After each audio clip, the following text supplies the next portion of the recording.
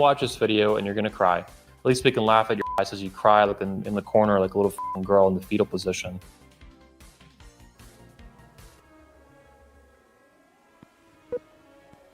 '79T 2458 Learning Corp, Little Red Riding Hood, take one.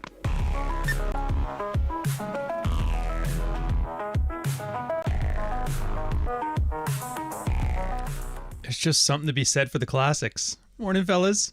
How's it going? We got a good red morning. We got two things on the go today. So first, it's going to be our nice little red morning here. You see the topic. It's going to be kind of interesting. I get it. There's been a lot of metas. I guarantee we're past it, and that's kind of where I'm going with this one. And then we're going to go switch over to my channel. We're doing Rule Zero here. I don't hate hosting. I don't hate hosting it, but it is definitely a level of work that I don't look forward to. So we'll see. Holy Jesus, that green light? Long time no see, brother. There's a SpaceX test launch right now. Can't believe it. I'm missing Elon blowing up a satellite. Damn it. I'll have to get him next time. Anyways, fix this lighting again. What was I going to talk? Oh, yeah. Okay. So if you look at the topic, where did it go? Where's my stupid thing? What's even the point? And it's kind of, this is one of those navel-gazy things where I'm like, I think people have been here too long and been here for too much. I think there is a real point where you have to realize that you want to be in a niche. You want to go clout chasing to get on some kind of mainstream internet niche. Because let's face it, even the big internet stuff's still a niche. Nobody I know knows who the fuck Andrew Tate is. Or you can stick to the point. Stick to actual Rule Zero. Catching you live as my son and I drive from Chicago to Phoenix. Good morning, sir. Look at that. Another one leaving Chi-Town. Have fun in Phoenix. I hear that's Razorfist's hometown. So looking forward to hearing you talking about the Shadow and old westerns. No hate for the man. So, and then the basic plan I got me going on this one. I'm going to talk a little bit about Dread. Because, yes, it's done. It's done. It's effing done. I don't want to see it again. I don't want to look at it. I definitely don't want to read it. And I hope you do. That. And then I was thinking of why I'm leaving the manosphere, right? A lot of guys love those videos. And this is, again, I just got over talking about you in a niche or stick to the things and then back to basics. And then the rest is just going to be just talking about, and if you've been on the channel a while, I really hope that this is like, oh, we've heard this before. Why can't we talk about something new? I aspire to having that because I've seen other I've seen when Jordan Peterson, everybody kind of, when he sticks to his main points, like women leaving the workplace at 30. Meanwhile, men can't hire enough of them to look more diverse and whatever, the psychological issues. It was at the point where you could almost like quote it as soon as you started hearing his speeches about it. And I liked that because I kind of forgot something. I forgot how good repetition is for learning a skill, practicing a skill, refining a skill, and most importantly, not forgetting a skill. Yeah, watch. Zach, yeah. I don't know if Chesty's in the chat. I haven't seen him there yet, but if he is, yeah, it was the one thing that kind of hurt my feelings. I'm like, I spent like a year getting that book together. Chesty pops it out in forenoon, and he's like, yeah, not bad. Like, son of a bitch. Like, I get it. It's you read at your own pace, and he's a lawyer, so he reads a lot. But at the same time, there's something like, ugh, you almost want to put some stuff to get in the way. But I don't know. We'll see this one here. This one, it's going to be more of a slog. So let's make fun of somebody, and then I'll talk about the book, and then we'll get to the why I'm leaving the manosphere goofballs. Hey, let's talk about Prison Boy. I love the way girls smell. I love how they always make sure, by and large, they shower, and they just have an amazing smell to them in general.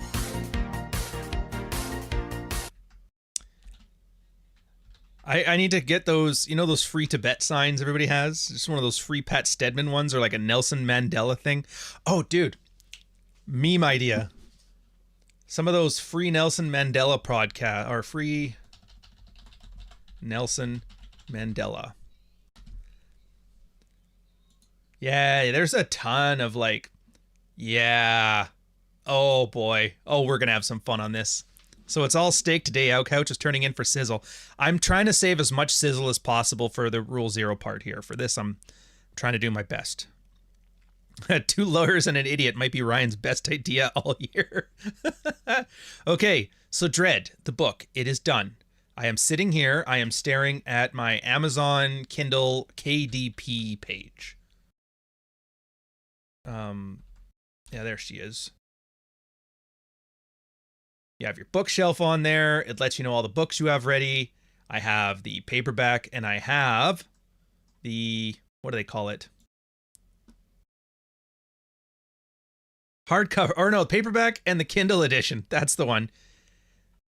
They're both sitting there, scheduled, released, and draft. Now, I normally what I do is just as soon as it's done, put it out there. But if you've noticed, Clary just came out with his book, which we'll be talking about in about 2 hours here.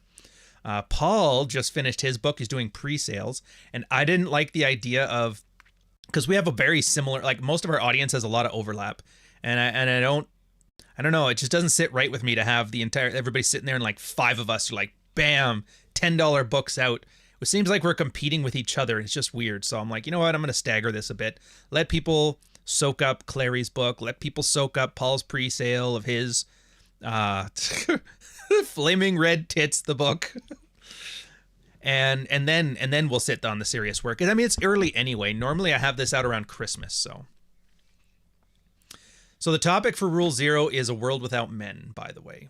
So that's going to be a lot of and if you're familiar with the sidebar, it'll be stuff like that you'd see out of Clary's new book, World Without Men, the Misandry Bubble, and Sexual Utopia and Power, which if you guys know me, you know, probably my least favorite parts of the sidebar.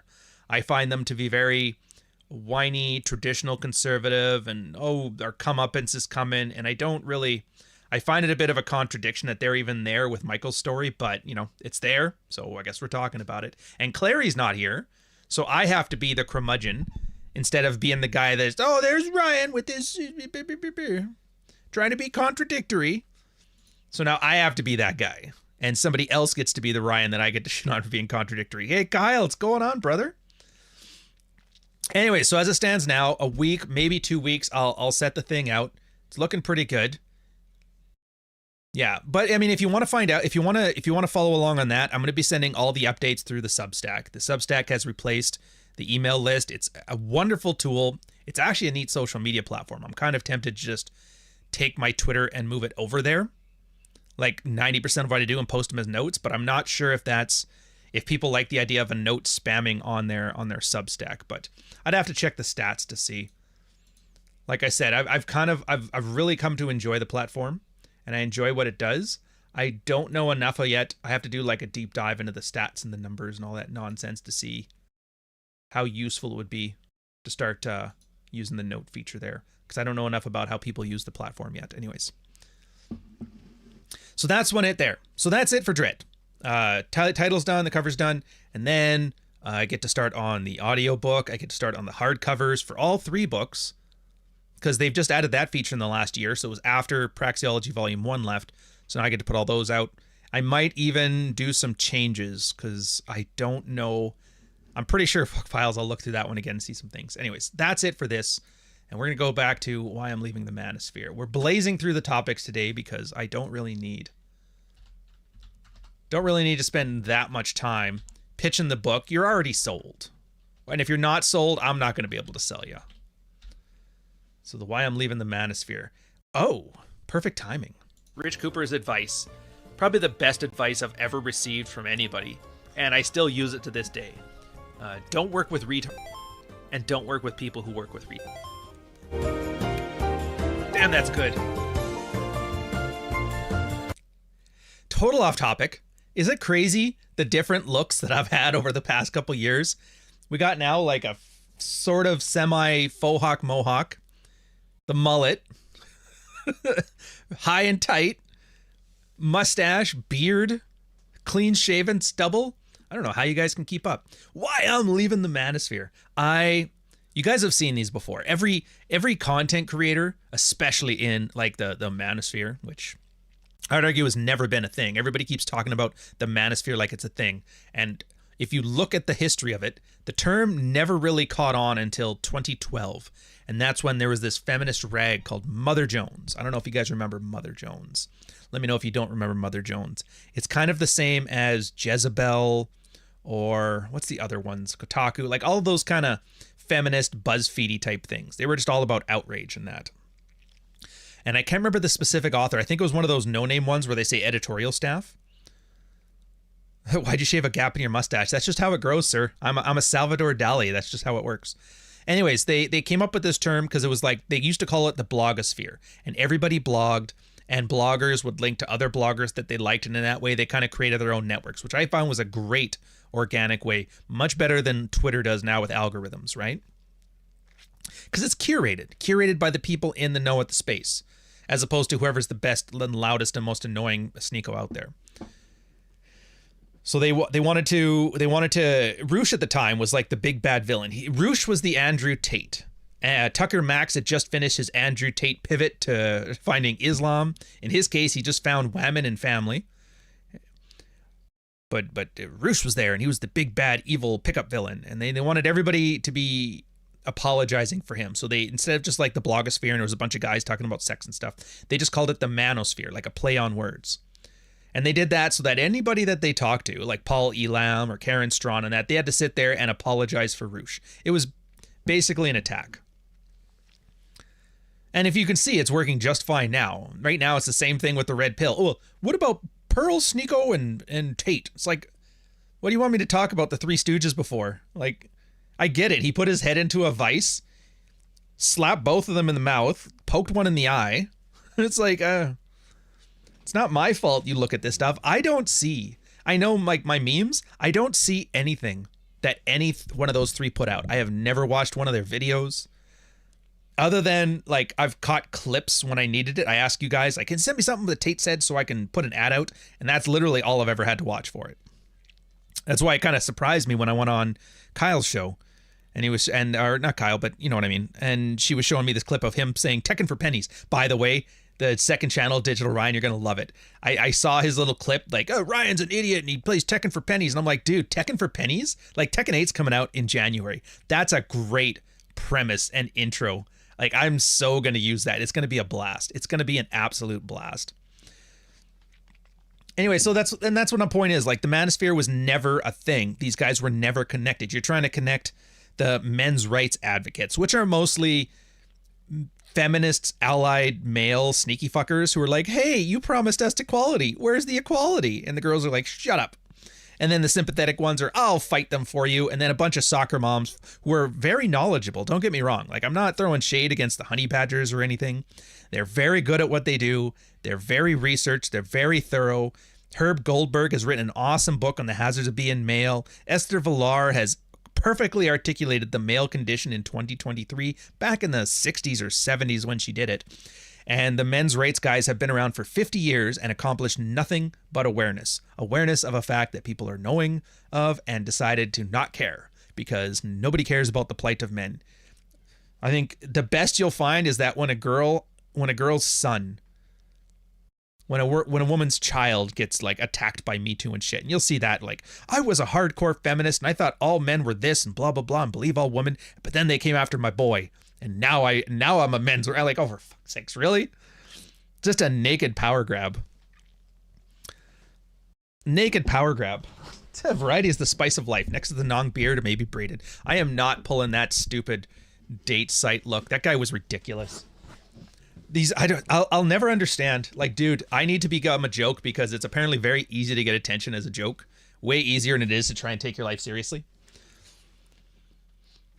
Anywho, so yeah, I hope they served beer in hell and Barnes & Noble when I was 15. Yeah, back then it was the coolest, edgiest thing. The game, I hope they serve beer in hell. Or like, oh man, did you know that I hope they serve beer in hell? They put a billboard out for it and defaced the billboard, blamed it on feminist, and sent a bunch of shit to, was it Perez Hilton or Jezebel or something like that?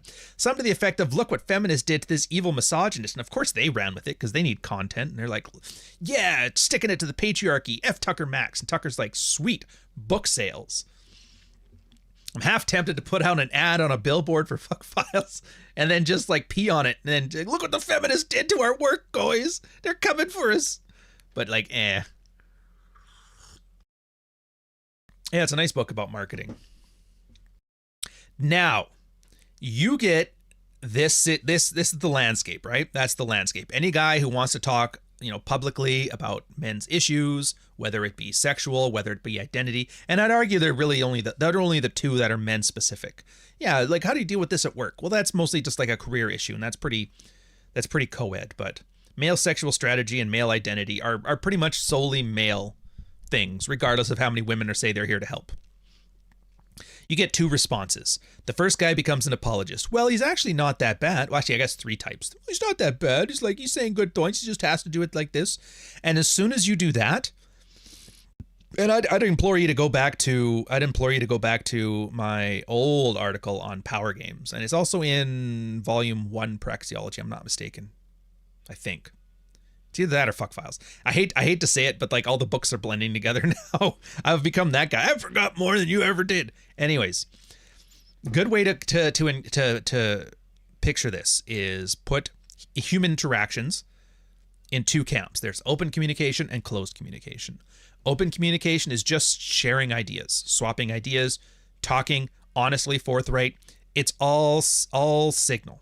There's no subtext. There's no, nothing. It's just what I'm telling you is what I'm telling you. What you're telling me is what you're telling me. We're actively looking towards like what is a closer version of the truth. Truth making life more predictable. Then there's closed communication. Closed communication is what you would call subtext. It's what you call womanese. It's everything that has to do with communication other than the communication channel you're using. What is happening underneath the words that you're using? And then you put that onto a board with two axes. The one axis is hierarchy. I think I'm posturing myself as being a higher status than you or lower status than you. And then the other one is harmony. I would consider us on the same team, or I would consider us not on the same team. Adversarial, cooperative, right? So when you get somebody, what would you say about Roosh and Andrew Tate and these horrible misogynists doing this? Like Piers Morgan's a great example of that whenever you hear his goofball stuff, right? You realize that's not a communication. He's not asking you, what do you think of this bad person saying bad things that hurts me? That's not open communication. That's closed communication. And then the problem you get with most guys is they're not very socially savvy. And I hate to say it, but the talking heads of every male organized online thing, whether you're Sneakos or your Myrons and that, they're absolutely obtuse on this. And they treat it 100% autistically. They deal with the surface situation and they start explaining themselves. And as soon as you do that, you've lost because it's a closed communication. The other person is saying, I am a higher status than you because you are like this evil person that we lumped together with you. You didn't have any say in it, but I did it to you, the manosphere, right? And then I'm not on your team. So what is if you deal with that using open communication, it automatically puts you into a submissive camp. And submission is collaborative, like on the same team, and lower status, because you don't explain yourself to people who are lower than you in status. And I get these are kind of abstract concepts, I think, and that's another part where you kind of get a little bit of weirdness. Like today of all days, I see Norman Finkelstein, Mr. the anti-Zionist 50-year academic champion, used to argue with Dershowitz and Kissinger. And what's he doing? He's dunking on Destiny for not showing up to a debate. And I was just like, I did not have that on my 2023 bingo card.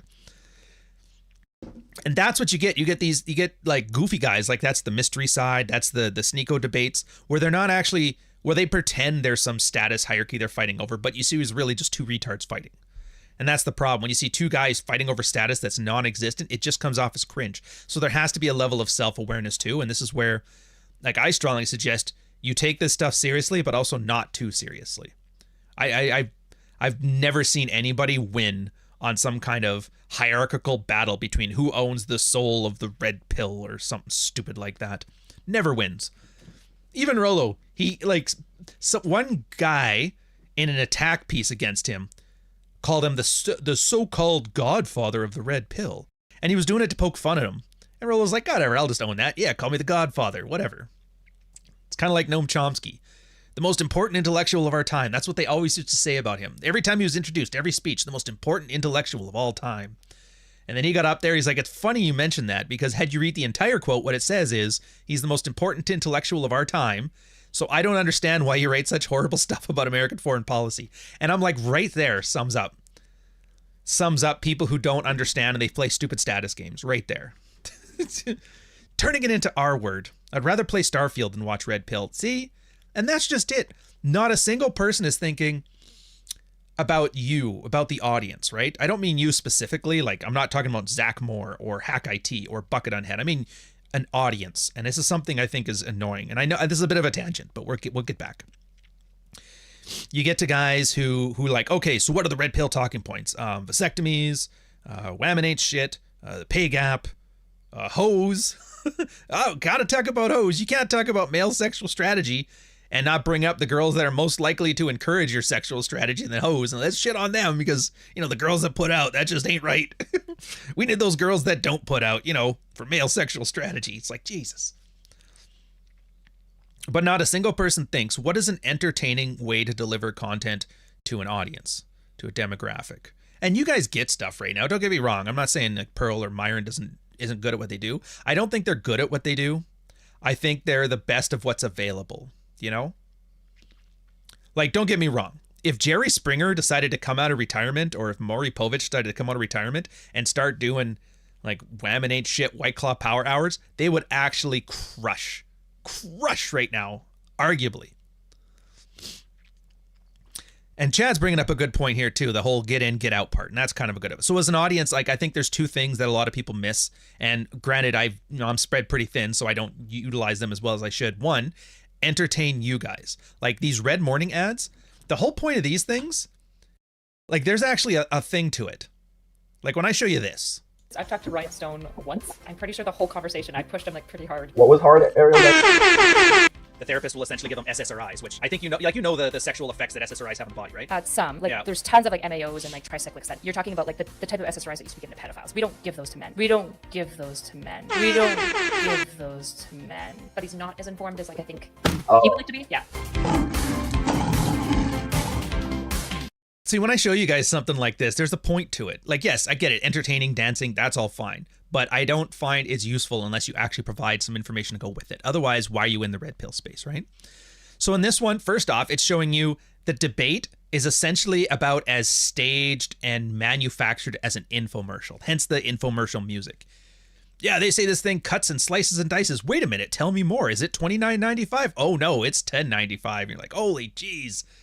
And you're like, Jesus. Do people really think this is real? No, it's all professional wrestling. It's kayfabe.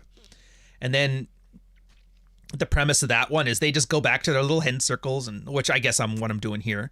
Yeah, he's such an idiot. I'm so great, and he's not. And all the guys are like, yeah, that sounds good. I'd totally screw you. Would you want to get sex? And she's like, no. But I'll let you soak up this validation, and I'll take all the attention you can give. And then meanwhile, like a small clip of the actual discussion, right? Who's knowledgeable about this stuff? She presents herself as some like ex-feminist, super studious PhD type person. And then you ask a very basic question and you get absolute BS back. And then you see her being almost dismissive about the actual question about the stuff that she proclaims to want. And that's when you kind of realize, and this is where I never had fun with that one. You can tell you can actually see the point where I checked out. But that's the point for you guys. Like, this is a waste of time. I am going to make it look, I'm going to lampoon it by showing you exactly the dynamic going on in a funny and entertaining way.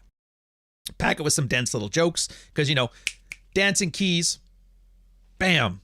Oh, okay, I get it now. I get it. They're not even aware of the actual issues. They're just running their mouth to try and entertain you by being that stuff.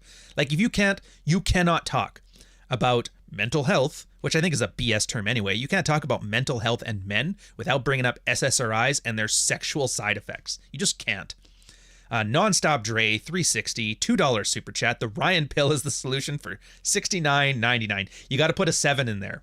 According to the marketing geniuses out there, a 7 makes somebody more likely to buy. Yeah, and Marty's not wrong. We have missed you, Green. I can't wait to have you back. The Ryan pill solution, fucking guys. Back to this. And so what, now that you know, like, here, let's sum it all together. You have a manufactured consensus, manosphere, created by people who just wanted to attack it because they don't have content to talk about. So they have to invent a villain and attack a villain. They put all these guys together, they grab the biggest ass clown, and they make everybody apologize for him because they can't get that guy. Tate won't come to your podcast, so you got to yell at Rolo, basically. Roosh won't come to your podcast, so we'll yell at Neil Strauss or whoever it is. You get the first group of guys that start apologizing for it. You get the second group of guys who say, I'm not like that anymore. This is when guys talk about, like, I'm not like that guy anymore. It reminds me of girls who have, like, been run through talking about, I don't do porn anymore. Now I'm a Christian girl. And you're like, I imagine that's exactly what people hear when they hear, I don't do that misogyny anymore, or whatever. Now, the third group of guys are the ones that put out this, why I'm leaving the manosphere. And I will never not mock that, not even just the sentiment of it. It's like you've completely bought into the frame of marketing people who are using you for their own clout because of their lack of talent. Lack of talent to be able to come up with options, I don't know the answer to that, Jeff. You'll have to ask him. I'm pretty sure you probably spam it in his chat, though. So they come out with this video, why I hate the manosphere, why I'm leaving the manosphere. Well, it never really existed. It was just there to attack you. So you can't really leave it because you never entered it. People just put you there just to attack you on this thing that didn't exist. And they'll put out a giant video. What they're basically saying is, I don't like negative press, which you're online. I don't care what you're doing. You're going to get negative press. You could be the most wholesome baby saving company on earth, and there'll be 500 assholes in your chat saying how you need to die in a fire. And if you're not ready for that, go back to offline brick and mortar sales and then hope some clout chasing guy doesn't come in there and start bothering you. And if so, apparently you can pull out a gun and shoot them now. I don't know that. There's Nick. I left the manosphere in 1988. But it's also manufactured. And I get it. I get that if you don't have content, you join in the content. It's manufactured content. It's like wrestling, what do they call those? The scripts. Okay, you're going to beat this guy, then he's going to hit you with the chair, then Doink the Clown's going to come out, and then, you'll beat him in WrestleMania. They always have like a broad category. And in this case, yeah, you're going to see there's very easy themes. And if you've been around for long enough, you're going to see, hey, this exact same thing with Pearl arguing with Piers Morgan was just like Karen Strawn arguing with them in 2003. And then before that, Rolo will be like, well, actually, in 1997, this is exactly like Esther Villar was arguing with, and you're like, holy shit. It turns out everything is exactly the same. It's exactly the same, just reshuffled. The people get uglier, the people get fatter, and the jokes get less funny. Gonzo journalism. Oh, God, yeah. That's the term. I've been looking for that for a while. Gonzo journalism. I have to make a note. There we go. Gonzo journalism. That, and here's fun fact, again, thing. This was what Gavin McInnes was doing when he created Vice. He wanted to make gonzo journalism, and that's back when Tim Pool was working there, and he got to be his big thing. It very quickly turned into, I'm going to do drugs in a war zone. Some fancy designer drug in a war zone. Like, I remember some of my favorite episodes where the Africans are taking AIDS medication and snorting it. I'm going to try that in Bosnia. You're like, Jesus. And they took it extremely seriously. And then Gavin said that's the thing. Treat serious topics irreverently and treat irreverent pop topics seriously, which, to be fair, that's a pretty genius thing. I've actually taken a lot of inspiration from it. And that's why his thing about, elections and that is always just joking around and goofing around. But meanwhile, his doing drugs in the war-torn Bosnian Everglades is like, yeah, let's take this super serious. Leave the manosphere. Once you see what's going on, there's no way to unsee the truth. Alex Pantino. I've learned with that N in the squiggly line, you put a Y at the end of it. Patino. Thank you very much, sir. Heartfelt super chat.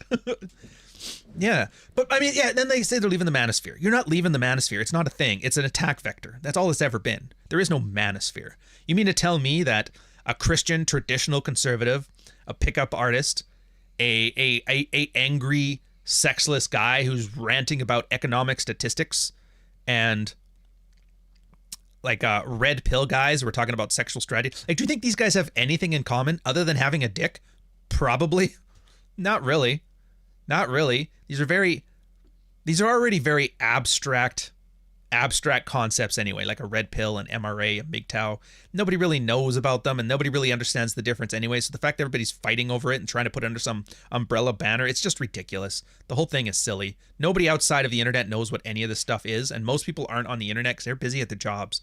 They're busy in a sexless marriage, and that's one thing I really hope comes across in all of my content to you guys, is that underneath all of this bullshit is not I'm leaving the manosphere. Underneath it all is just back to basics.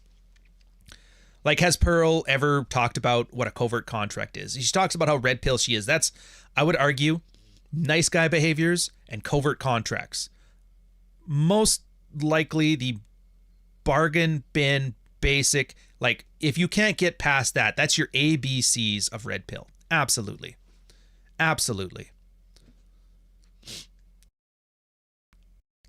You're never really leaving the manosphere. It's just, well, I mean, that's the thing. They're just going to say you're in the manosphere. If somebody wants to attack you to make clout, they're going to say you're in the manosphere. And you should know that. You should know going on Piers Morgan, he's going to act sanctimonious, and he's going to yell at you, and he's going to equate you with whatever the villain of the week is. It's like Highlander. Every week, oh, another guy with a sword, pretty sure Paul's going to fight him. Or what was the guy's name on the Highlander series? It wasn't or was it Duncan MacLeod? Duncan MacLeod. Yeah. So if you're going on Piers Morgan and you're surprised, oh my God, I can't believe he attacked me. I thought we'd be friends. He talks so nicely off camera. It's like, no shit. No shit. Yeah, saw Jordan. Yeah, Jordan Peterson was on Bill Maher's show. But I mean, like I said, when the same thing with Jordan Peterson, Rollo, like, you know what? Fuck it. Cashing out. They give up.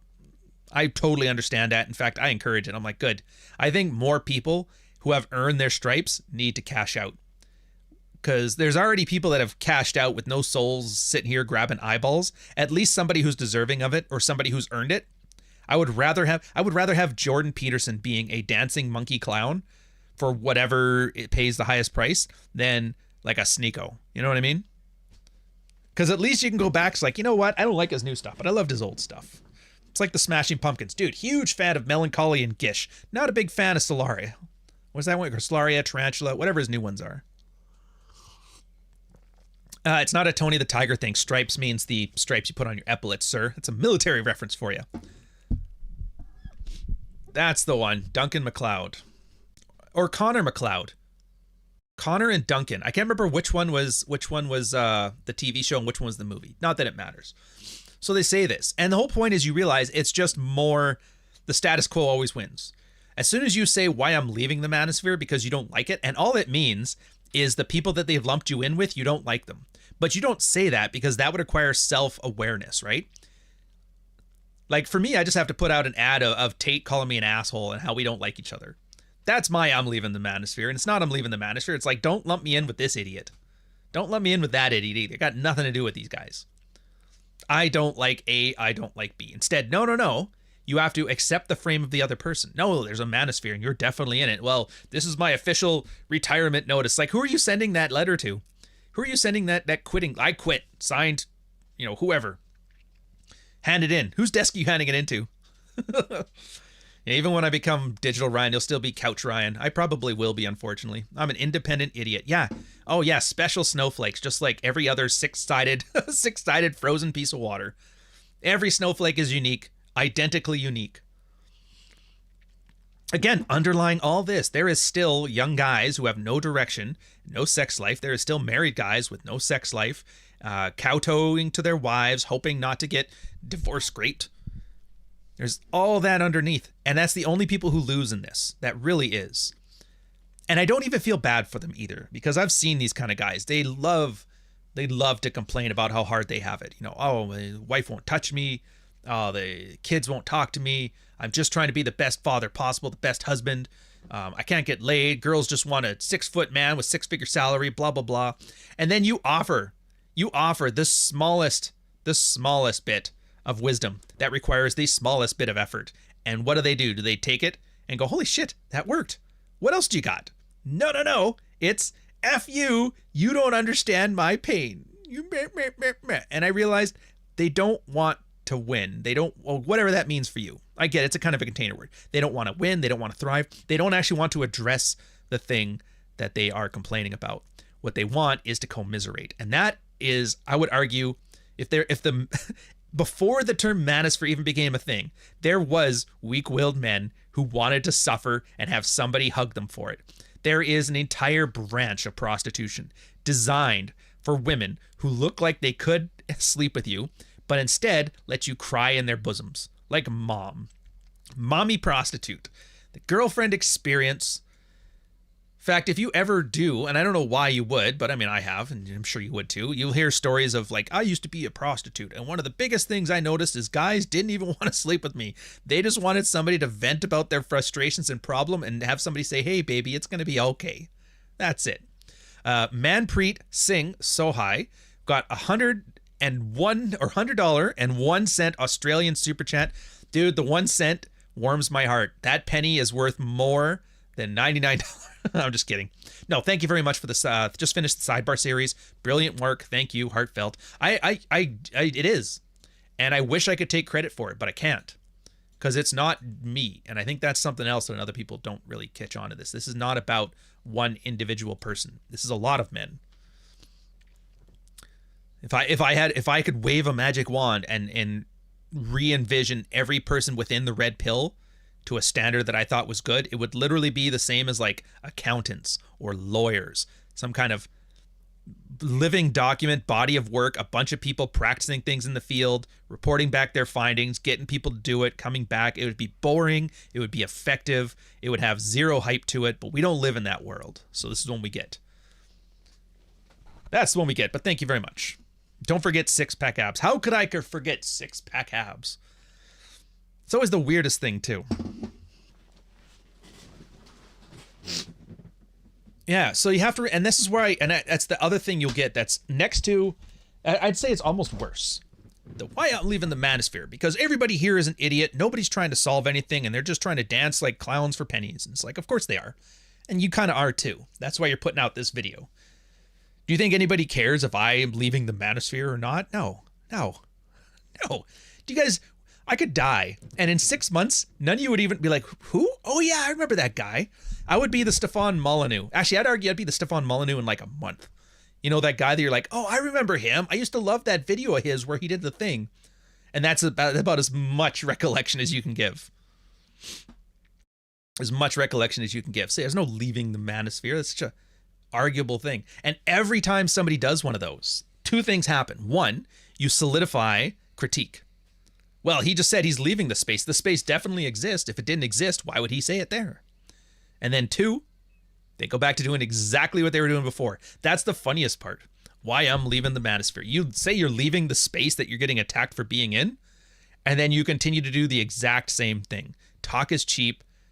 Ignore what he says. Watch what he does. I had a meme going on for the longest time where it was like, anytime somebody had a why I'm leaving the manosphere video, I would screenshot it, date, and then go to what their most recent content is, like a year or two later, and notice how it's exactly the same. Nothing has changed. Nothing has changed. So it's like, why put that out? Well, that's the whole point. It's entertainment. Everybody likes that. It's like a prodigal son thing. It's for the audience member who wants like their thoughts and feelings validated onto them, right? It's like, oh, he doesn't like this stuff. I don't like this stuff. I love the sexual strategy stuff. Who left the Mano Swamp better, MLD or Rich? They didn't, though. Neither of them left. MLD is still doing his thing. Rich is still doing his thing. In fact, he's got that new series. Have you seen it? It's, what did he call it? After Hours or... Damn it, I should know this. One sec.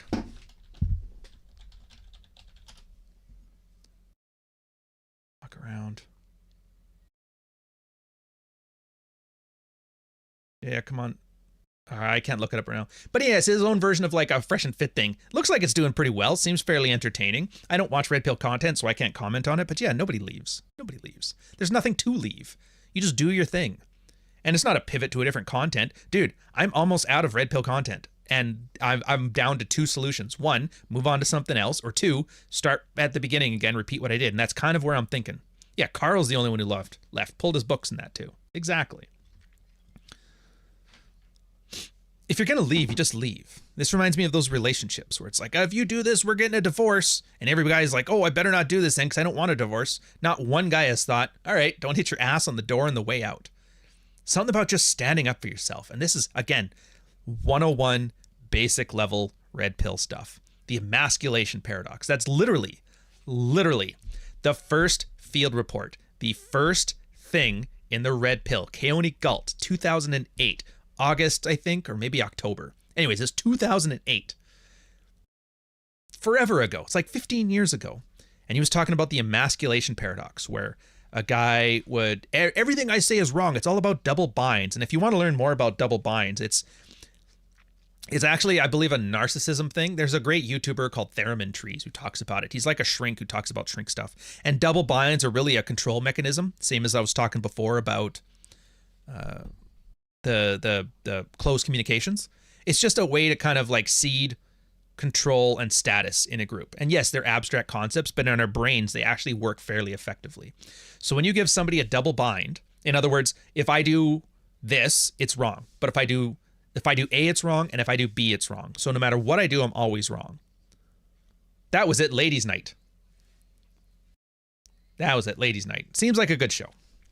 Yeah, so no matter what you do is wrong.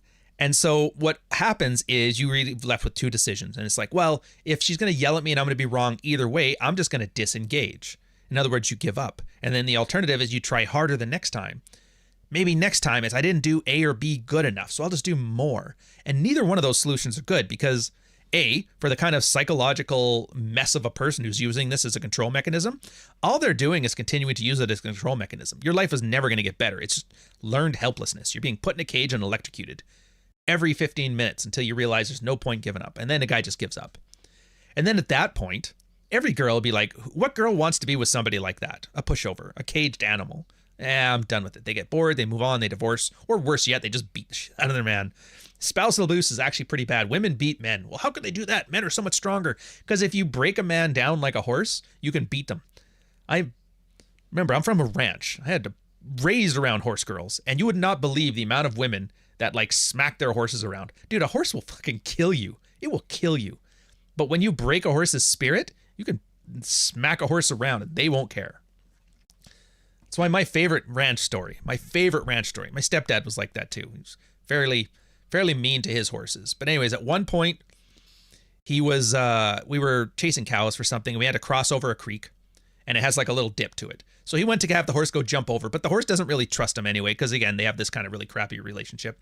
So the horse stops dead at the thing. He goes ass over tea kettle, falls into the creek, gets out, face covered in mud, big rock on his head, walks up, punches the horse in the mouth. Horse runs off.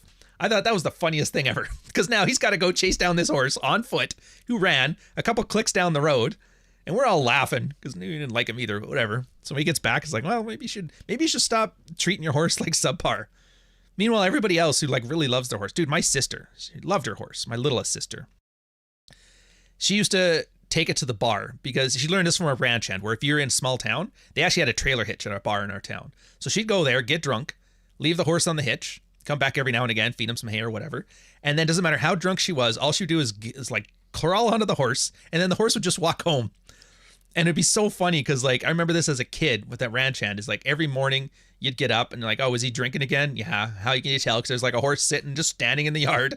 Hey, what's up? Can you get the saddle off of me? You're like, all right, sure, fair enough. It's actually pretty clever.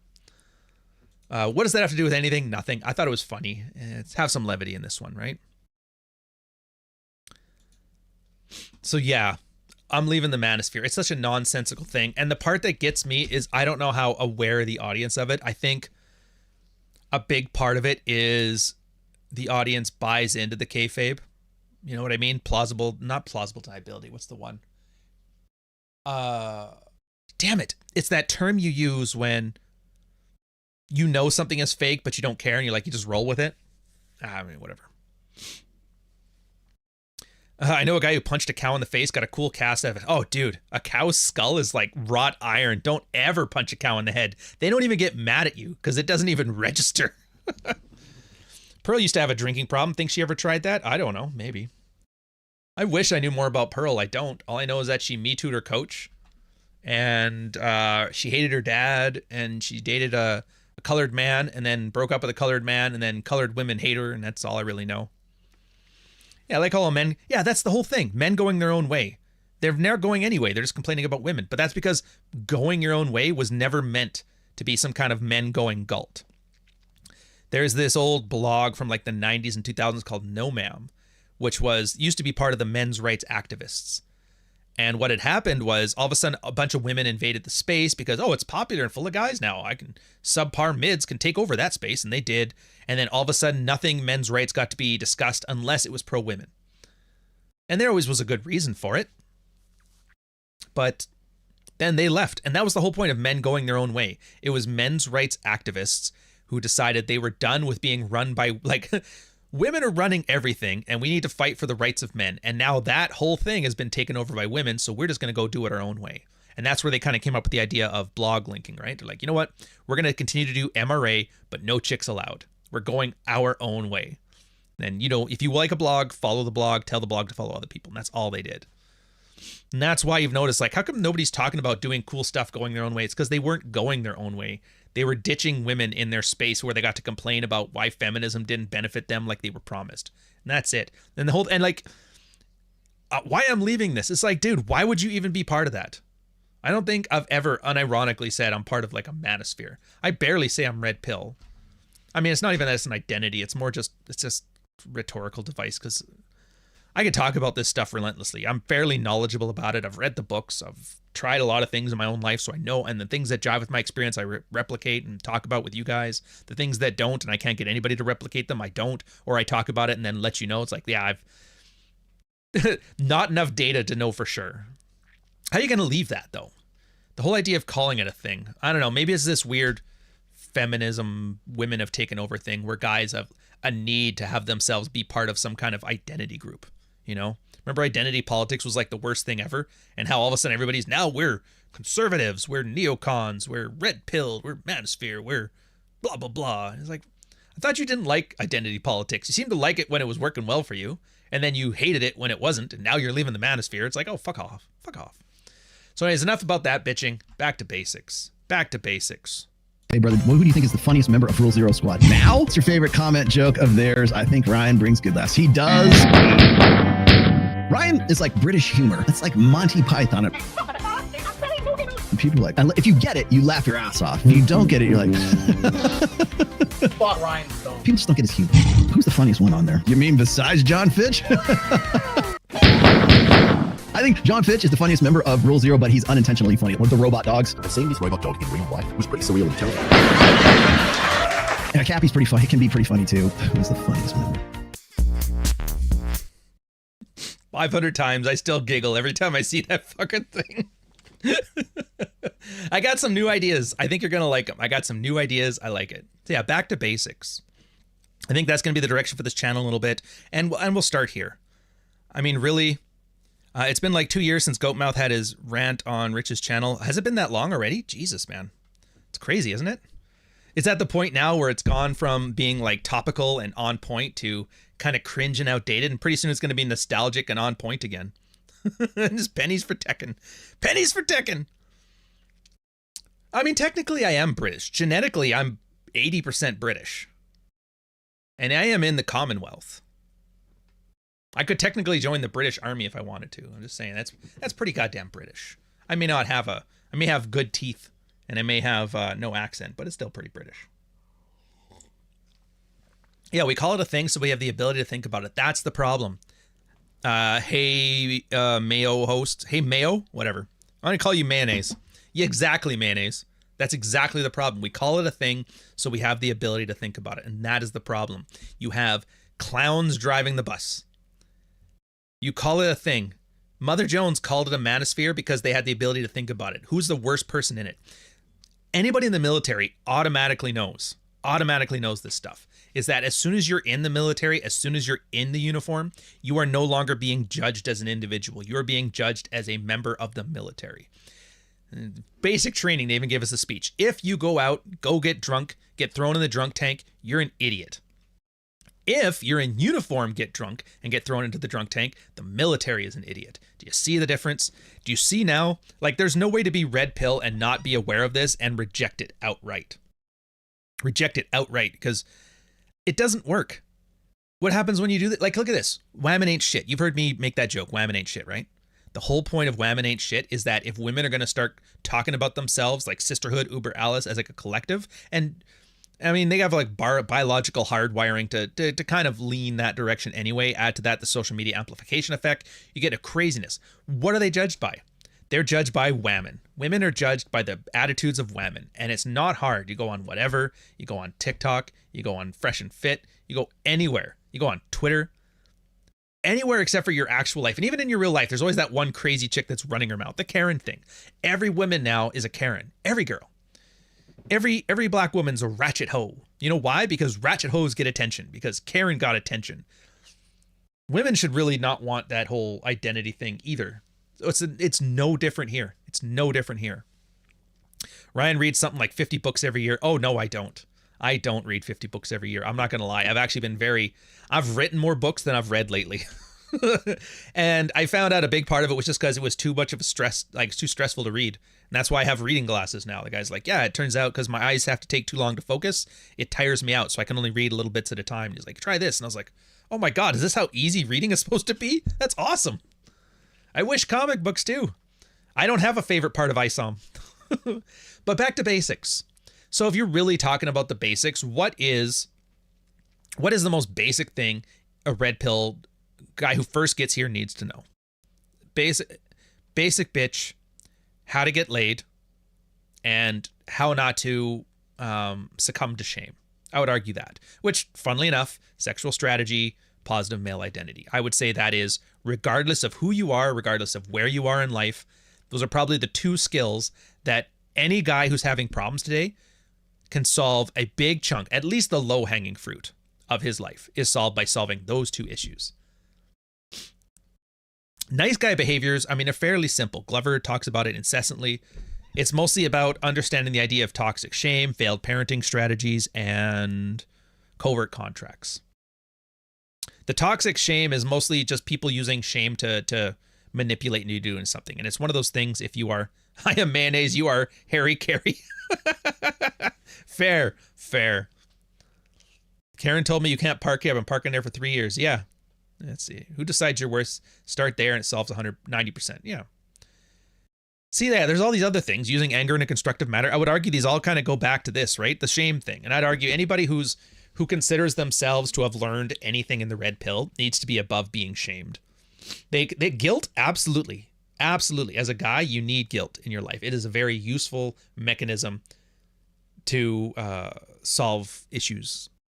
But there's a difference between guilt and shame. And yeah, everybody's got their textbook definitions, but I would argue for the sake of a red-pilled conversation, the big issue is shame is external while guilt is internal.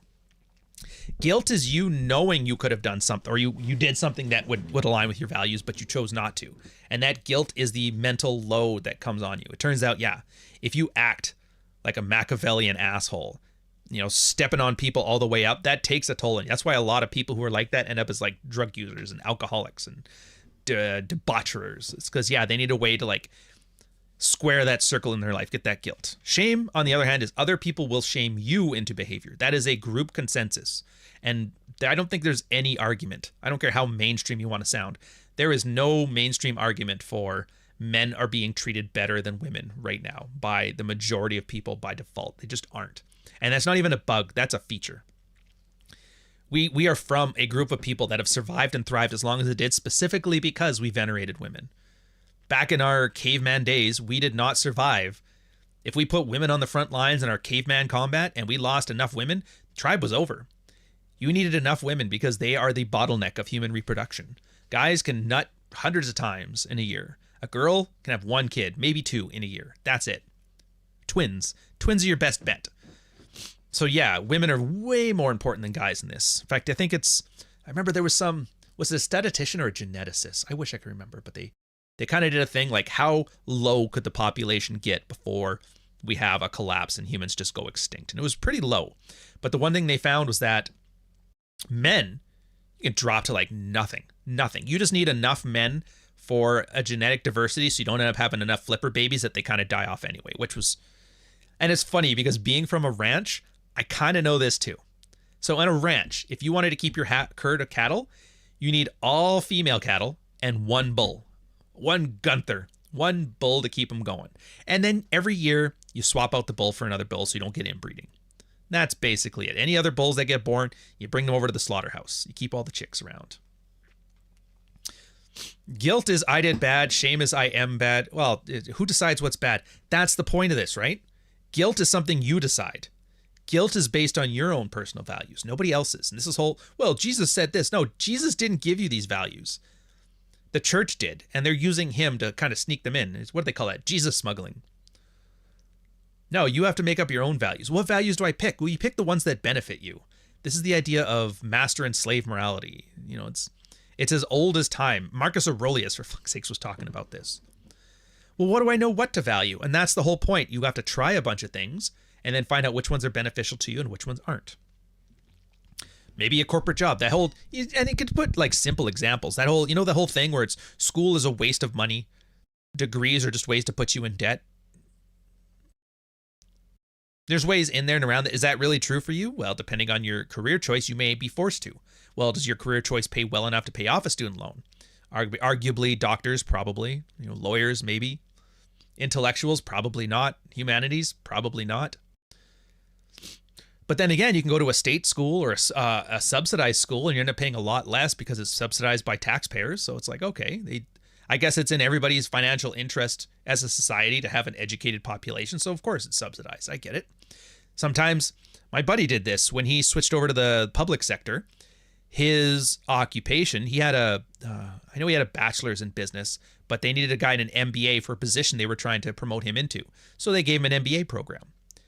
Was it a waste of time for him? He's like, no, work paid for it. Same as me. I got 2 degrees.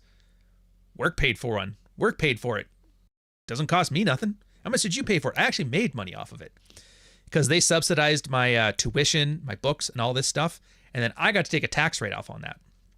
So I got back whatever the taxed income was for the cost of university. Awesome. For me, it's an absolutely no-brainer choice. Even if I'm not using it right now, that piece of paper there made me like $12,000 or something like that. So that's good. But that's the point. You can't just listen to some asshole online who just got out of prison. Real men don't go to university. They're going to get cucked and blah, blah, blah. It's like, no, you try things, you report back. That was my experience with university. Yes, the learning in there, not too useful.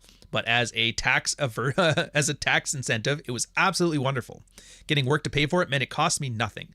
It got me, a lot of things. I have a paper degree. It worked really well when I switched over to the public sector or private sector.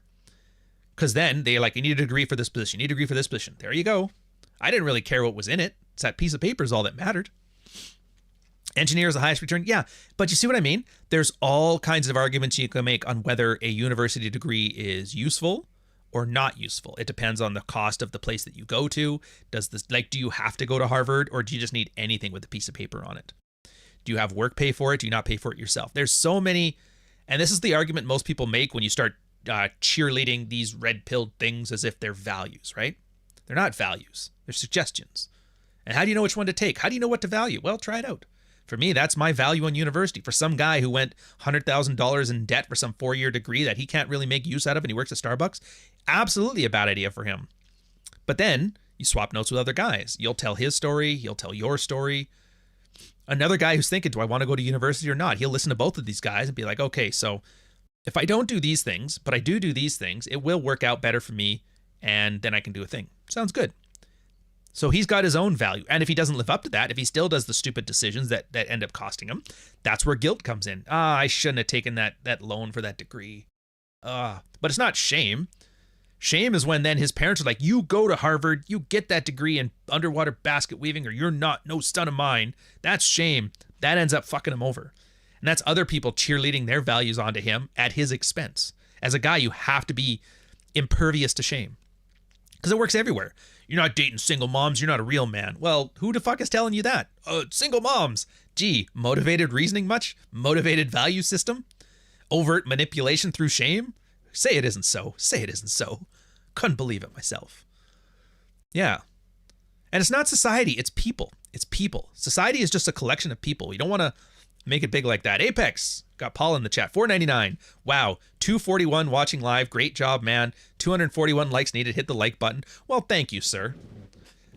Honestly, I'm so contrarian. I would almost like if there's like if the down vote, if the down likes were actually on there, or the dislikes, I'd say, guys, give me as many dislikes as possible. I want to get on one of those the most dislikes in YouTube history videos. That'd be awesome. Beat out like Captain Marvel and Anita Sarkeesian. I think that'd be a flex. Yeah. But that's the point. So this is how you build your own values. You build your own values through experience and the experience of others, more importantly. It is great. A lot of guys do this. A lot of guys get everything else that we talk about in the red pill here, and they go and they learn it the hard way. You'll see, and it doesn't happen often, but you'll see a guy, it's like, dude, I knew all this stuff. You know, in my 20s, I made this mistake, in 30s, and blah, blah, blah, and I did all this, and I did all this, and I got there. It's like, that's great. You got there, and you got there without any of us talking about this stuff, and that's perfect. But usually those kind of people are pretty exceptional. Like the kind of guy who fearlessly walks in and makes all the mistakes and then learns from them and thrives from them. He's got a certain level of intellectual talent. He's got a certain level of tenacity that normal people just do not have. So that's great. He's going to make it no matter what happens. But for everybody else, hey, everybody else just made all these mistakes. Try this. And this is something I did when I was young. I may not, and this, I know Rich always says that don't play not to lose, play to win. And there's some merit to it, but I'll say this. Just looking at every mistake everybody in your social circle and your parents' social circle and your social group is making, and just decide, I'm just not going to make any of those mistakes, and then play around in the space of what's left. You will be surprised how far you make it. Surprised. And I'm not saying values thing. Everybody else is drinking, having fun, so I'm just going to sit at home and surf the internet. It's like, no, that's not what I'm saying. I'm saying this guy got married out of high school. This guy knocked up his high school sweetheart. This guy here went to a $100,000 university, and you're seeing those lives 5 years from now. That's the one thing that sucks about being young, is that you don't have the ability to see the consequences of people's decisions. You just see the happiest people like, dude, I just did this. I just got married and we're 16 and I just did this, and high school sweetheart, and I just went to university. I got my exception to the Harvard. And it sounds great when you're 19.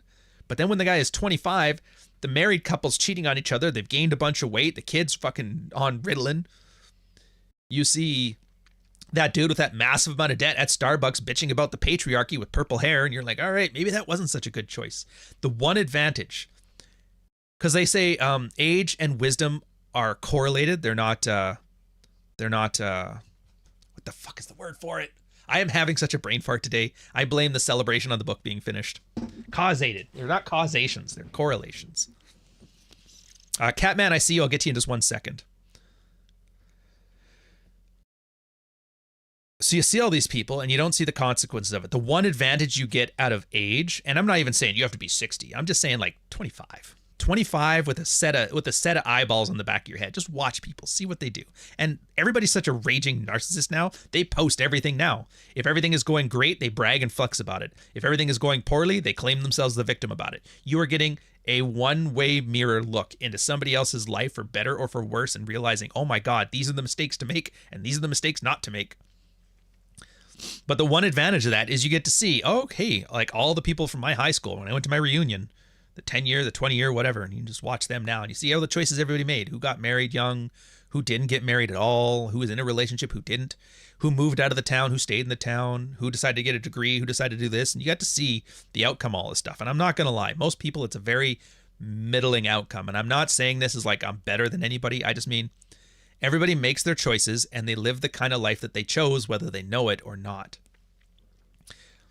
And all you have to do is just watch what people do, watch the outcomes of it, and then make your decisions based on that. And that's how you decide what to value and what not to value. And arguably, everything about positive male identity in the red pill is kind of summarized by that synthesis idea. Anyways, Catman, $20 super chat, 4 heartfelt, so fuck you. How can you not appreciate that? Ryan, I have a good sense of the girl is interested. I came out of a 4-year relationship where I got good at making sure Dread didn't go too far. Now I end up stopping myself. Is there anything better than brute force to fix this? How does Dread go too far? What does that even mean? Do you understand the concept of Dread? What's the problem with it going too far? Here's the problem when people say Dread is going too far, and I'm saying this not to shit on you. I'm saying this to illuminate you. Dread didn't go too far. What does too far mean? I guarantee you, if I drill down into it, Catman here will say it made the girl feel anxious. It made her sad. It made her cry. And it's like, why is making the girl unhappy too far? You kind of realize it now. It's like, oh, wait a minute. Isn't dread the whole point of learning not to be taken for granted? Meanwhile, a guy thinks dread, I don't like being taken for granted unless it causes distress to a woman. It's like, that's not how it works, man. You are either self-interested or you are not. Anything that is other than that is just a LARP. It's a fake. It's a parlor trick. That's all you're trying to do, is being overtly manipulative. And that is why you got out of the 4-year LTR, I'd argue. Yeah. Anxiety is not a bad thing. Having anxiety, first off, if you're a girl, you're neurotic as fuck. A guy's 2 out of 10 event is a girl's 8 out of 10 event. That's how neurotic they are. And it's not a deficiency in women and a benefit of men. It's a hormonal thing. It's testosterone. We have 17 times the testosterone of women. And you know the one effect of testosterone has on our empathic ability? It mutes it. So it's not that men don't feel things. It's that it just never gets past that threshold of registration to the point where even, oh, I'm supposed to feel something over this. Yeah. Catman, I didn't want to cheat. She rewarded me for it. Yeah, and some girls go that way, man. When it comes to infidelity, and this is kind of where those bastardization comes in. This is always one of those controversial things, is that, and I want to give Wine more credit for this. Wine more, please, if he's in here. I don't know if he's in here or not. And Chesty too. If you're in a relationship and she's not meeting your needs, in other words, she's not providing value to you, and what the primary value in a relationship is sex. Otherwise, it's just roommates. I could have a roommate. A guy roommate is better. You can watch sports with them. No, I want a roommate that we have a sex life. Absolutely. But it's not the cheating itself that ruins relationships. A lot of the time, it's the lying. It's the dishonesty. Sometimes it's the status. It's the embarrassment. That's the one thing. So I've seen I'm in the military, so I've seen a lot of guys cheat on their wives. I've seen a lot of guys have their wives cheat on them. I've seen a lot of guys whose service member wives have cheated on their husbands and didn't tell anybody, and everybody else knew except for the guy, and they all worked together, and it was a very awkward situation. Yeah. And then the reward thing. Sometimes it is. Sometimes, and I don't know, I'm sure if I did some deep dive, I could find some underlying reasons for it. Frankly, I don't care. I don't care. It's outside of the scope of the red pill, so I don't look into it. But I can see a case where some girl has learned through whatever parenting strategies that, so it was this one thing I remember. It was an abusive shelter, and somebody was doing a research study into it, and it was a qualitative study. So it's the one like, what do we want to research? What are the variables? Let's find that out. And what they had found was, for a lot of women that were in abusive relationships, is that for a lot of them, they equated abuse with attention, and that's why they always stuck with their guy. And it was like, yeah, when he hits me, at least I know he loves me. And it was that kind of weird thing. Obviously, that seems effing horrific to a normal person. Like, what? That's not the way it should be. But it is, whether you want it to be or not, man. It's there. Not every girl has that. Some girls do. And there's a pathway that any girl could get there, to the point where they think like abusive men are like that. And in the case with the sleeping around, maybe, again, there's a easy case to be made that some girls just, they want the prize. This whole like, girls like pre-selection. It's been understood as a selective pressure as long as I've been around, and probably longer. David Buss has talked about it. Steven Pinker's talked about it. Jeff Miller's talked about it. Rolo's talked about it. Girls like guys that other girls want. It taps into their whole competition with other women thing. Guys don't do it the same way. We tend to get a little more competitive with a guy. We tend to, if somebody's trying to sleep with your girl, you want to crack his head open. When some other girl's trying to sleep with your guy, you want to sleep with your guy. I won, bitch. That's how you win. I took him from you. I made it happen. So for her, I can very easily see it as one of those situations where, oh, other girls want him, huh? Well, I'll teach them. He's mine. And the idea of that making you come back to her, yeah, rewarding you for it. Now, what do you do with that information? This all goes back to what you want and what are your values. There's this guy, I wrote about him in Dread, which is coming out soon. Ultimate Cad. He's been in the red pill forever. He's gone now. But he had that situation where his wife kind of went to go meet up with an old friend and lied about it. So he just assumed she cheated. And then he looked in the mirror and he's like, I can see why she did. He went, crushed it, fixed himself up at the gym, fixed his wardrobe, fixed his things, went total Machiavellian, started sleeping with everybody. He slept with everything that walked. He didn't care. He's like, I'm done. But I'm not leaving her and divorcing her, doing her the solid of letting her know I'm going to cheat on her. Like, no, I'm going to stay together. I'm leaving on my terms. Right now, I like being around my kids. I don't trust her to parent without me around. And so, yeah, this is what I'm doing. Is that a horrific choice? That's up to your value system. Up to him. That was the way he decided that he wanted to deal with his life. And it, as far as I can tell, it worked for him. At least according to him, it did. And that's really the only guy who counts. Who cares if we think it works for him or not? It worked for him. So he was in this kind of situation that as soon as he started stepping out in his marriage, like obviously he was smart about it. He didn't embarrass her. He didn't do it in her social circle because, again, girls don't care about the infidelity as much as you think. I mean, some do, but as a general principle, what they care about is everything surrounding it. The lying. He never lied about it. He's just like, none of your fucking business where I went. I'm out. Doesn't apologize, doesn't explain himself, nothing. So there's no lies. Doesn't need her validation. And that's where the attack comes from. Or it was never with like her sisters, girls from work, things like that. They get back to her social circle and embarrass her. Because those are the two things that would probably have her blow it up. And then they had like this weird relationship where things tended to work, even though it looked absolutely horrific from the outside. So whatever. So yeah, I could totally see that. But dread going too far, that's, were you being taken for granted or not? And if you're not being taken for granted, I'd argue your dread is working effectively. So I don't think there is a too far. I think it's either working or it's not working. It's very binary like that. You know, it's not working yet, but we're getting there. That, I can live with that. But yeah, too far. I don't like it. Anytime anybody ever says this stuff goes too far, they don't understand it. It's not a meter of dread that you get up to 75%. Don't do 76 or you'll blow the mainframe. Guys that do not cheat whack off to porn, which is worse? Again, worse for who? Worse for who? I remember that too. Like Hunter had that talk where everybody's like, "What's worse, cheating or this?" And he had to work so hard to come up with a term. He's like, "All right, if you're deployed in the military, you're allowed to whack off to porn, but as soon as you're home, you're not allowed to anymore, and you're not allowed to cheat, and you should seduce your wife." And he was like, 100% responsibility for everything and leave nothing up to the girl. I was like, all right, fair enough. That took a lot of work to get there, but whatever. Yeah, most girls don't care about it, but some will go postal and divorce over that. Why is that? Well, people are people. Again, there is guys that just want the validation of a girl. There is guys that just treat girls as disposable playthings. There's variety in the human experience. There is a bell curve of human behavior. So if you were just to map, and this is just an illustrative example, it's not descriptive, I'm not claiming some kind of crazy knowledge, but it's very obvious to anybody who could follow me along on this one. Map the behavior. Women who care to the point of divorcing, and women who don't care to the point of as long as not being embarrassed by it. You put that on a bell curve. There's probably going to be, you know, a third standard deviation on one side where it's like, as soon as he touches another woman, I'm out of here and I'm burning the house down. And on the other side, it's like, whatever. As soon as he sleeps with another woman, it turns me on. I'm going to sleep with him. Most girls are in the middle. They don't like it. On the one side, it's like, I'll leave him over it. On the other side, I won't. But that's fine. The whole point is this bell curve. So you have to understand then there's going to be a range of behaviors. What's the most common one? The most common behavior is that cheating on a girl, she won't be fucking happy about it. She won't be happy about it, but it's not necessarily an end of the relationship. But embarrassing a girl socially with infidelity definitely will end the relationship. I know this. I have seen this. I bring it up again. One of my buddies from the military did that. His wife, Polish chick. She dead bedroom, total horrific. He even asked her, he's like, I want to see a divorce. I want to get a divorce. Sex life is horrible, whatever. She said no. And so he didn't get a divorce. And I was like, it's not how it works, but whatever. And eventually, like, he was trying, like, how can I convince her that I'm not happy? And he's like, no, you can't. She's like, I'm Polish. You don't ever leave your man. You just sit here and make him miserable.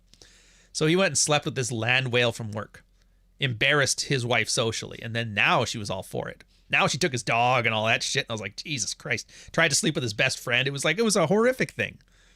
But again, girls will respond in the way they respond. You kind of pay attention to bell curves.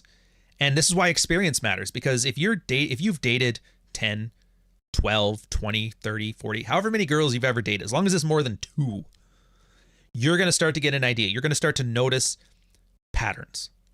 So when I tell you like X amount of girls will like this and X amount of girls will like that, I don't fucking know. Anybody who says that has no idea. What I'm telling you is you need to date more girls, because then you're going to see the effect that infidelity will have on them. And it's like Catman just got his data point. It's weird. I cheated on her and she rewarded me for it. That's fucked up. But you're going to notice there's 100 different things that your girl did. Well, I guess she's not yours anymore. It's just your turn. But Captain Kapow, $5 €1 super chat. Baby, I love you. Heartfelt.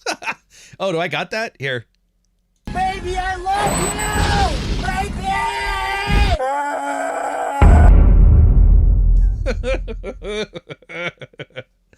Join the T-Rex army today. Yeah, so you get some experience. You're going to say, okay, there's women that have these 100 different tells, and you kind of know when they're hamming up, even if they're subliminal. Like, this is the kind of girl that'll put up with that shit. And this is the kind of girl that won't put up with that shit. Which girl do you want? I don't know, it's up to you. It's up to you. Oh, you're not a mod, Dante? Here, let me, one sec here. Do my due diligence.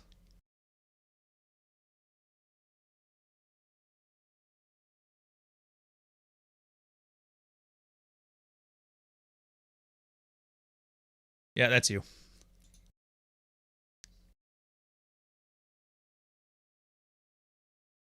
I think that's you. I think that's you. Actually, you know what? I gotta send something on the Discord to make sure. It's hard to tell.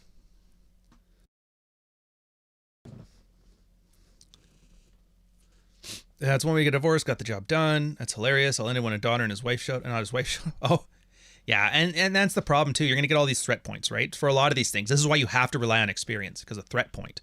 Threat point was an old Dalrock one, where he talked about how these acrimonious cases. Hey, what's up, Paul? These acrimonious cases of divorce where women are getting, you know, half of stuff. The guy gets burned and all this shit.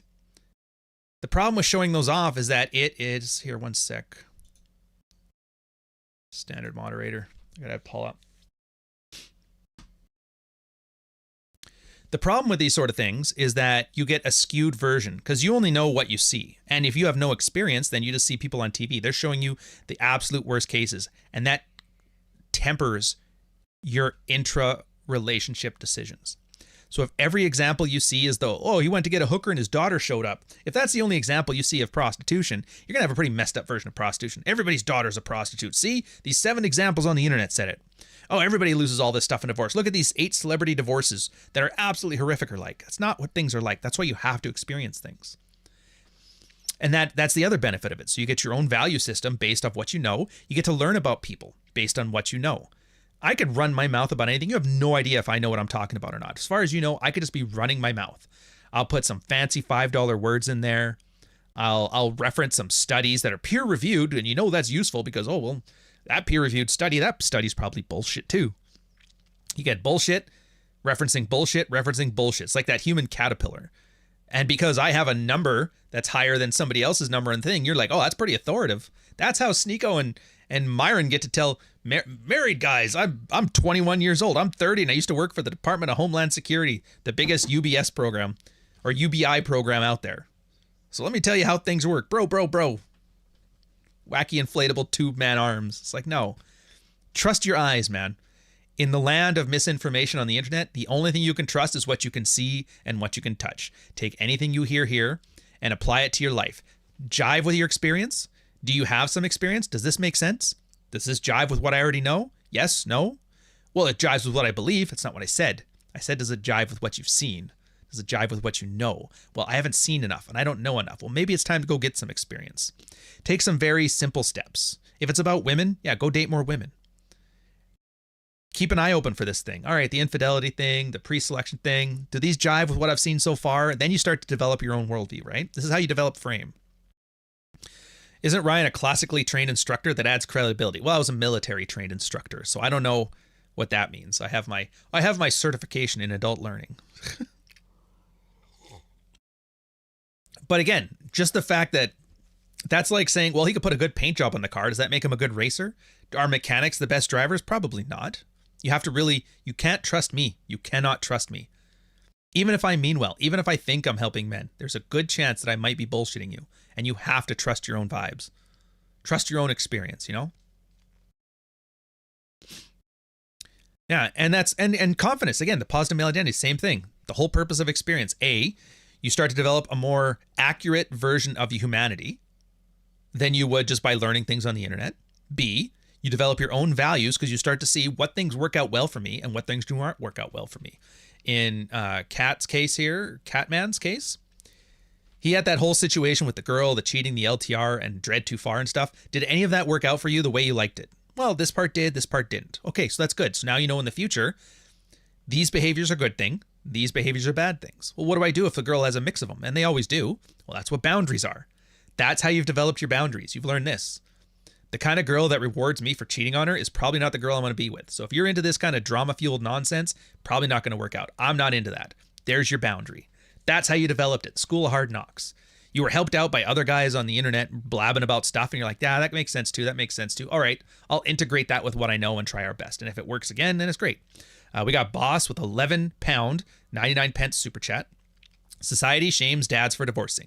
Use praxeology to get you where you've got lots of options. The life of a divorced man with good custody and even basic life set is so good. Of course they shame men. Yeah, exactly. Who's shaming men? Divorced chicks. Divorced chicks and married chicks who don't want their husbands to get a bad idea about, oh, he could be happy with divorce. Motivated value system, sir. Motivated. Society doesn't shame men. Dude, a lot of guys are like, dude, the divorce guy sounds like he's having a blast. Even The Simpsons, remember that? Milhouse's dad got divorced and they put him in like one of them car beds. They make fun of him. It's like, and it's pretty funny, but it's like, you don't have to be that divorce guy. Catman, $5 super chat again. The too far bar was cheating. I never did just to clarify heartfelt. See, that's just the point. You said you never did, so you weren't cheating. Honestly, I think there's a reason, and I call that catch and release if I'm reading that right. The whole point of that is you got to understand your worth. A lot of guys don't. You've been in a marriage for long enough. If you've been with a wife that's weaponized the sex drive and all that shit, you're in a case of learned helplessness, right? Vivan Shesteva, when are you coming to India? I don't know, man. I don't know if I am. The last time I was in India was in Chennai, and it left a bad taste in my mouth. And I don't mean that literally. I did not have fun there. And I know there's more to India than Chennai. And I know Chennai is kind of a bit more of a shithole than usual, but it's like, we'll see. It's low on the bucket list. Where was I going with this one? Oh, the values, then experience, the bell curve of human behavior. Actually, I think that kind of gets at it. Yeah, back to basics on this stuff. And a lot of it is just learning not to do with shame. Oh, the infidelity, catch and release. That's right, catch and release. So it's the idea for catch and release. You've been in this situation where the wife hasn't touched you in months and, this and that. You've tried everything and it doesn't work on her. Well, maybe the situation is you're not attractive and that any woman wouldn't be attracted to you. So why do you expect your wife to be any different? The other side of things is maybe your wife just is a stun cunt and she is the problem and you are attractive and you could get easier and tighter and sexier pussy and you just don't. That's how you find out. Well, go catch and release. What's catch and release mean? I don't know. Where's your line? Where is your personal line of infidelity? Nothing down the throat, nothing up the skirt. Great. Go do everything but that. Well, that doesn't sound right. Well, it's not cheating. You even said so yourself. It's not cheating by your own definition. Yeah, but it makes my wife uncomfortable. Really? You don't, and this is the part that always gets me, man. You get a guy who's just miserable, sex deprived, eunuched, paying for a girl that provides nothing in value. And then you're telling him, go look after your own self-interest first based on your own moral values that you've set. And he's like, no, that'll make her feel uncomfortable. It's like, dude, why don't you care about you in this miserable marriage you're in right now just a little bit more than you care about her feeling really sad? Try that out. Try giving a shit about yourself the way you give a shit about her, the girl that provides nothing to you. Try it.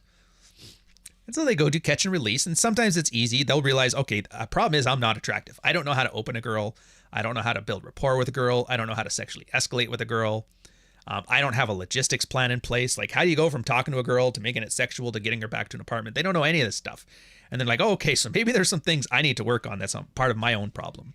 And then they fix these things. They find out it's very easy. And what most guys find out is, oh my God, I did not, like, divorce guys find it for sure, but the catch and release guys find it too. Sex is so easy. Women are just throwing it out.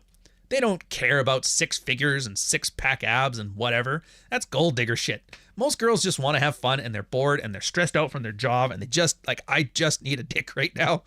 And it's hard. I mean, it's not hard not to cheat. All you have to do is like stop flirting with her and then it's done. You could be at the point, I've had guys in my community that got all the way to the point where the girl is basically lying on the bed saying, rip the clothes off. And he's like, I got to go back to my wife, and then just leaves. And that's it. There's no consequence to it. Nobody cheated. You could have, but you didn't. And it's great. And then a guy comes home with a newfound confidence. He's like, I'm not the problem. But he knows he's not the problem. He's experienced that he's not the problem. He's seen if it was all I wanted was sex, I could go out and get it tomorrow. And some guys are like, you know what? Fuck it. I'm going to do it then. She can figure it out. And a lot of guys come home and it changes the whole dynamic where they stop treating their girl like something they're trying to win over. They treat it as somebody who was supposed to try to win them over and has been deficient. So yeah, Jess, $9.99 super chat. Dating is not easy for women. I'm a woman, 120 pounds, and it's a desert. Jesus. Yeah, and don't get me wrong, Jess. I'm assuming there's a lot of good women out there like you who have their own issues when it comes to dating and men and infidel and all this stuff. And my heart bleeds for you. And there is 99% of the world is out there to try and cater to this. And a lot of it is bullshit too. It's the same problems that we got. This is the only space we got where men are like, I don't give a shit. It's just about me. So yeah, don't get me wrong. Just because I don't talk about your guys' issues doesn't mean I don't feel for it. But and here's the funniest thing too. So Jess is obviously a good one. There's a lot of women who aren't good women, objectively bad, and they have the same complaints. But then when you hear their experience with it, it's absolutely horrific, which doesn't help you either, because then you're like, you've got your own version of Sneeko, and that's that bitch from down the way, you know, where it's like, yeah, I just want to find a good man and, you know, settle down and look up to him and blah, blah, blah. And you have your own hopes and dreams and desires. And that goofy bitch down the way who treats men like shit, absolutely crazy, bipolar, borderline, all that shit. She says the exact same complaints and everybody assumes you're her. And that's what hurts the most. I get it. And this is why individual solutions. This is the same problem that you have as a girl, that other women are talking to you as if you're all a collective. And now they're judging you by that fucking hoe down the way. It's the same as us being judged by Andrew Tate. So it's like, we're all kind of in the same boat. Luckily, there's women out there who do good work. I mean, Allie left, but she arguably was one of the few girls out there doing shit like that for women that was helpful. I'd say Mac, even though she doesn't really do it. Pearl's obviously not. Fucking train wreck. Most women don't, though. Dark Knight Dev, $5 super chat. One heartfelt fuck you. Do you think that men have an easier time after divorce, unlike women who have the kids and only get an average $300 a month in child support? I mean, this is a very fictional example. Who has it easier after divorce? I'm not here to rank. I'm not going to do a tier list. Who has the better time after divorce? All I'm focused on is, as a guy, if and when you're in a position where you need to get divorced, make sure you have a better time. Not an easier time, just a good time. Oh, the wife had it easier than me. Good. Fucking power to her. In fact, as a divorce guy, you want your wife to have the most fun, engaging, and fun-filled divorce possible. For one reason, one big reason. A happy woman is less likely to weaponize the courts against you. If you got cheated on and she's trying to move in with the new beau and she wants a divorce so she can have a relationship with that guy, you want their relationship to survive and you want it to thrive, because as soon as he dumps her, she's going to take it out on you and you do not want that. Relax. Let's say you have a 100% awesome life post-divorce. Sleeping with girls, having fun, great times with your kids, good parenting, whatever. Don't throw that away because it's possible that your wife is going to get 110% better life after a divorce. Sometimes you two just leaving each other is the best thing ever, but it can't factor in. She can have the best life. It cannot be a factor into it. Fuck, man, Jess has got me thinking 120 pounds and it's a desert. That's the worst part too. It's like, that's a nice weight. It's a nice, normal, average weight. Maybe you're in one of those places where everybody loves those like thicker chicks, like the Renault guys, the I Am Renault. Everybody wants girls with diabetes. I can't compete here with my athletic build. All right, I'm done. Anyways, we got to roll this one down here pretty soon. Ryan did something right when he invented mental models. I didn't invent them. I've synthesized them. There's a lot of other spheres that use mental models. Military uses them with the OODA loops.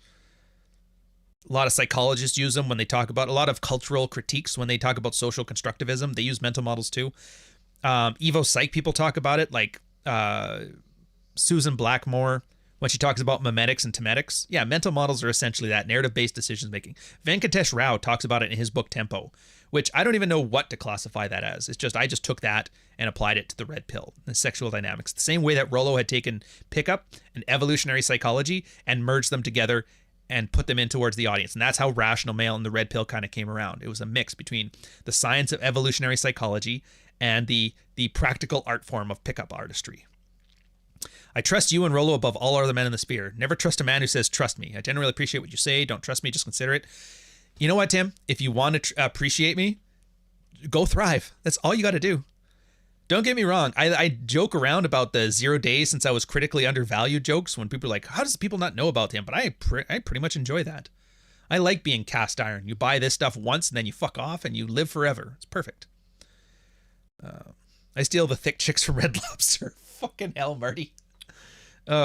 Sam Whiskey, $4.99 super chat. My coworker found a shoe print in the headliner of his wife's car and she knew nothing. The dude has no clue. What the fuck? What's the headliner? Hold on a second here.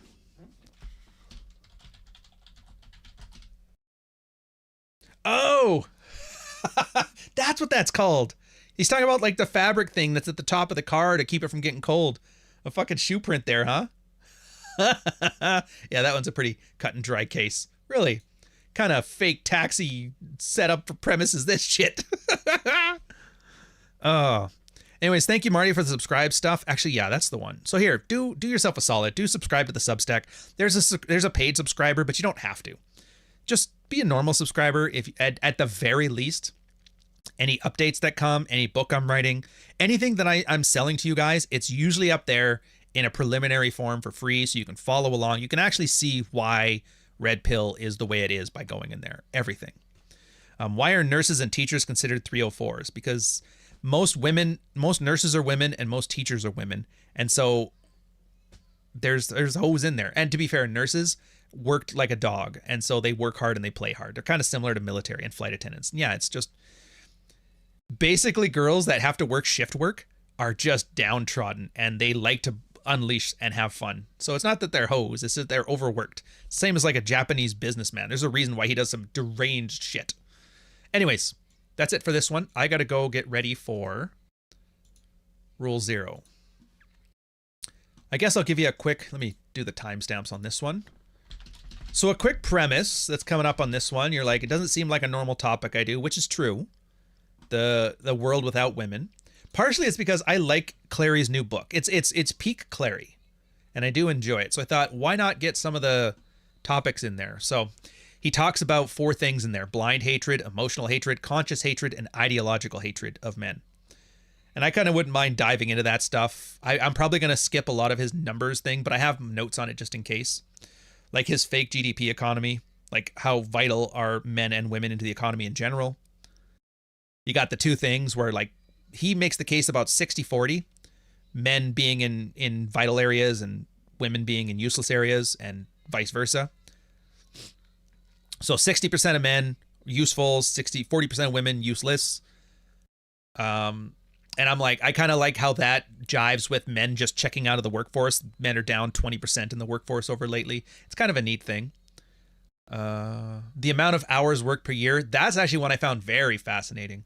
So I'll bring this one up too, where men and women in the 1900s, men worked on average 3,500 hours a year and women worked about 1,000 hours a year. And then you notice once the 50s, like post-war America, men's workload dropped off precipitously because of automation, and women, because they got added to the workforce, shot right up. And now it's at the point that men work on average about 2,000 hours a year and women work about 1,800 hours a year. So yes, men are still better than women, but the real story is men have had a huge burden of their work life dropped off of them because of automation. Thank God for that. And women have opted into working like a dog, which sucks. Another thing he has about married men, like earn more and they live longer. Is that the case? Or do men who earn more and live longer end up getting, more attractive to women and they try to single them down? And then I was going to bring up, I'm hoping the guys know. I don't know how well read the rest of the Rule 0 guys are and all the sidebar stuff. So I'm hoping well, because it'll be an easier launch point for this. But the misandry bubble and sexual utopian power, which if you guys know me, you know I absolutely hate both of them. I find them to be whiny, revenge fantasy laden sidebar pieces, but they're there. So here we go. And then a bit about his 4 sirens of the female apocalypse: contraception, no-fault divorce, female economic freedom, and social engineering. Shaming language and projection as a substitute for rational debate. And marriage as an institution is beneficial towards men. So there's a whole bunch of talking points. We're going to see where the guys take it depending on who picks up on what. It could go a completely different direction, but I've always got some anchor points here. So I'll make sure, even though it's just us bitching about women, it's going to be 2 hours, fairly entertaining, fairly informative, actionable advice, about as prepared as I could be. I work within the military industrial complex. It's not ideal, but it's a living. Oh, a lot of my friends do, so I can't fault you for that. To be fair, as far as jobs programs go, at least as useful, like if World War III comes, the military industrial complex is one of the few industries I would prefer to have fully manned, you know? Yeoman. Technically, I'm too young to be a yeoman.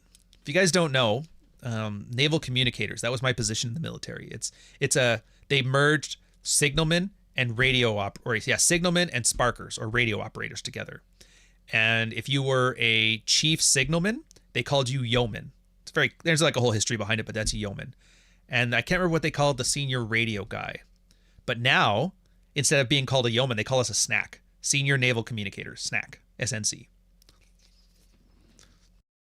Fun fact anyway. Anyway, so that's what you got in store for you. If you're in for it, have fun, join. I wish Clary was there, so I have to be the curmudgeon instead of him. We'll see what we can do. I'll maybe wear the glasses and the backwards hat. We'll see. I don't know how serious I'm going to be. On that, let's poke one more fun at one more guy, and then we're going to call it. Who are we going to laugh at? Oh, why not? You want to tell me why the majority of people that voted yes, I can be submissive are men? Just want to talk a little bit about why I love women. And the majority that said no are women? I would love y'all to ponder that for a fucking second! I love how they always make sure, by and large, they shower the feminine energy that girls put out. It's magnetic. You think I can be submissive? I adore it. That chick's from Vancouver, by the way, so that's pure Canadian comedy. Yeah. Anyways, that's it. So I got the redirect already. You don't have to do anything. Just click it. Hey, it's join the next podcast. We'll see you guys in about 40 minutes. I'm going to go have some breakfast because I can't skip breakfast on these ones when I host. It's just a brain drain. And then I'll catch you guys later.